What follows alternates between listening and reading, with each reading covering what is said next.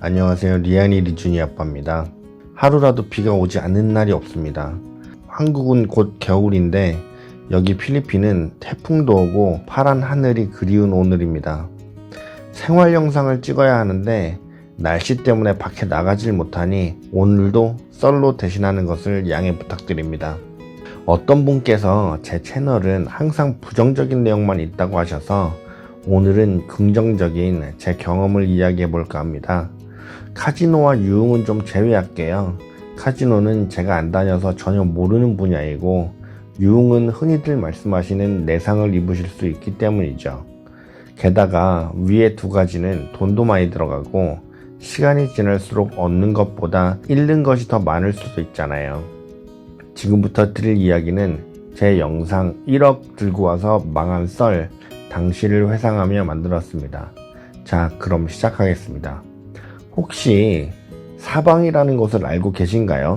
민도로섬 맨 위쪽에 있고 마닐라에서 차로 2시간 거리인 바탕가스에서 40분 정도 페리를 타고 가면 만날 수 있는 곳이죠. 사람이 많은 페리가 싫으시면 개인 방카를 예약해서 민도로로 갈 수도 있어요.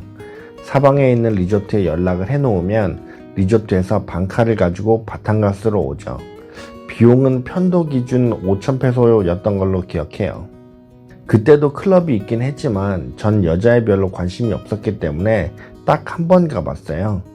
마닐라에 있는 클럽들에 비해 수질이 엄청 떨어지고 한국에서 온 관광객 아저씨들로 북적여서 거기 있기도 민망하더라고요.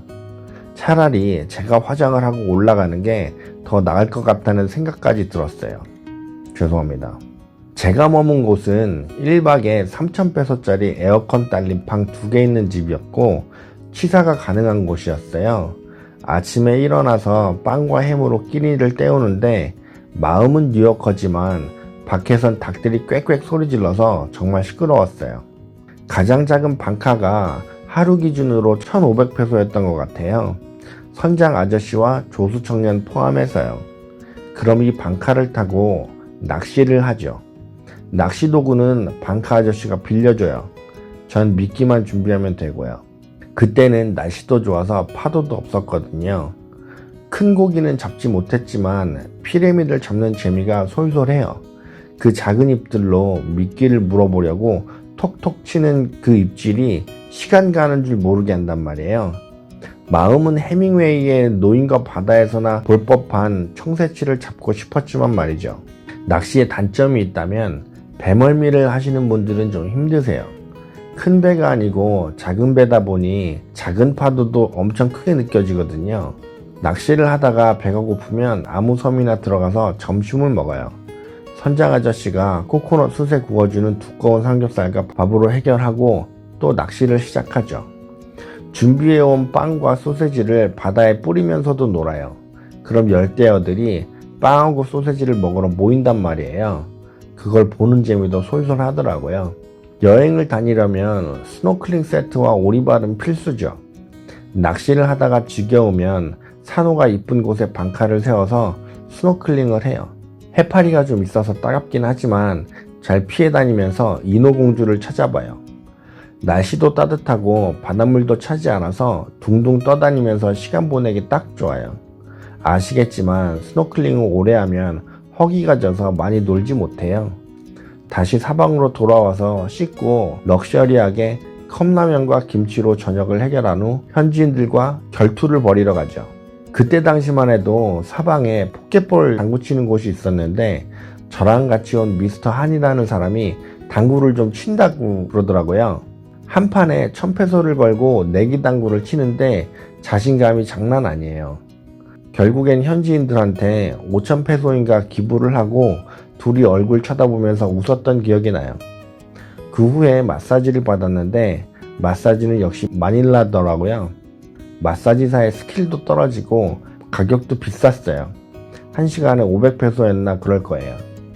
관광객이 많고 굉장히 작은 곳이라 그럴 수도 있겠다 싶어요.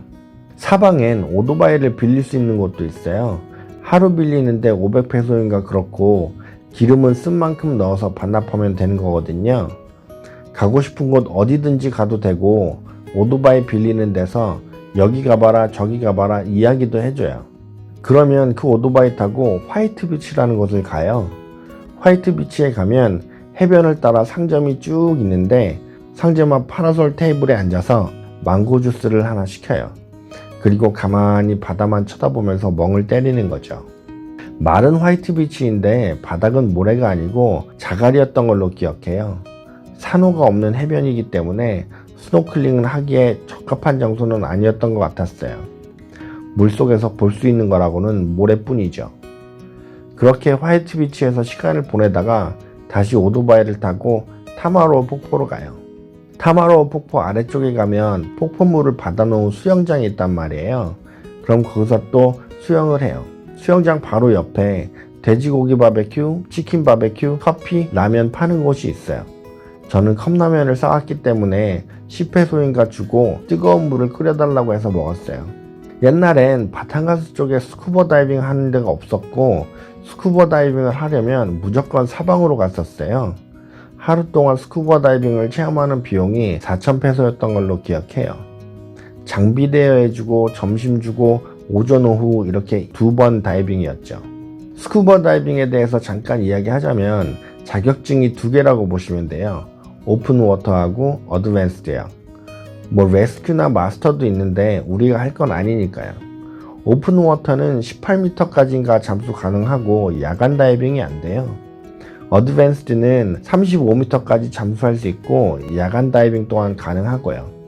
근데 전 상어 나올까봐 야간 다이빙은 못하겠더라고요. 어두운 바다는 무서워요. 자격증은 한번 따놓으면 평생 가니까 알아두시고요.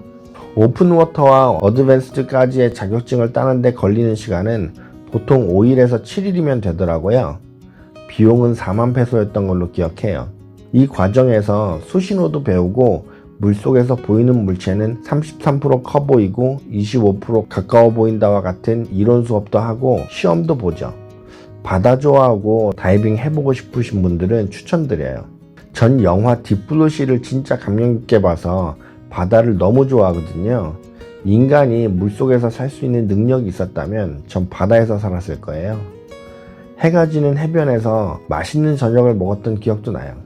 그때 당시에 레드선이라고 한국인이 운영하셨던 리조트가 있었는데 한참 공사 중이었어요. 이름은 잘 기억 안 나지만 그 바로 옆에 노란머리 외국인이 운영하는 식당이 있었어요. 거기서 스테이크니 파스타니 시켜 먹었는데 최고 맛있었던 건 아이스크림이었어요. 동그란 아이스크림에 튀김옷을 살짝 입혀 튀겼는데 겉은 튀김 때문에 바삭하고 그 튀김을 벗기면 안에 아이스크림 나오는데 이게 신기하게 하나도 안 녹았더라고요. 저한테 사방은 이런 느낌이었어요. 심심하고 조용하지만 소소한 즐거움이 있고 찾아보면 할 것도 많은 곳. 다른 분들한테 사방에 대한 이미지를 물어보면 아 거기 점심 먹고 클럽 가서 여자 픽업해 나오는 곳이잖아 라고 대답하시는 분들이 많아요. 많은 분들이 민도로 사방은 여자 또는 유흥 때문에 가는 곳이라고 생각하시는데 전부 그렇진 않아요. 우스갯소리 하나 해볼게요. 보통 우리는 필리핀의 섬이 7,000개 정도라고 알고 있잖아요. 근데 그 7,000개는 정말 작은 돌도 포함이란 말이에요. 그래서 밀물이 되면 섬의 숫자가 줄었다가 썰물이 되면 섬의 숫자가 느는 거 아세요? 증빙된 내용은 아니고 엘리도 갔을 때 거기 가이드가 그런 이야기 하더라고요. 필리핀은 내륙 관광도 좋지만 아무래도 바다에서 노는 게 최고인 것 같아요. 살면서 쓸데없는 경험은 없는 것 같아요. 앞에 말씀드린 것처럼 제가 돈을 쓰면서 무의미한 시간을 보낸 것 같지만 몇 년이 지난 지금 다시 생각해보면 또 좋은 추억이 되더라고요.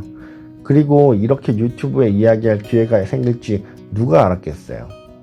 컴퓨터 앞에서 유튜브 보고 게임을 하며 시간을 보내는 것도 좋지만 가끔은 밖으로 나가서 평소엔 해보기 힘든 여행이나 일 등을 해보는 것도 좋을 것 같아요.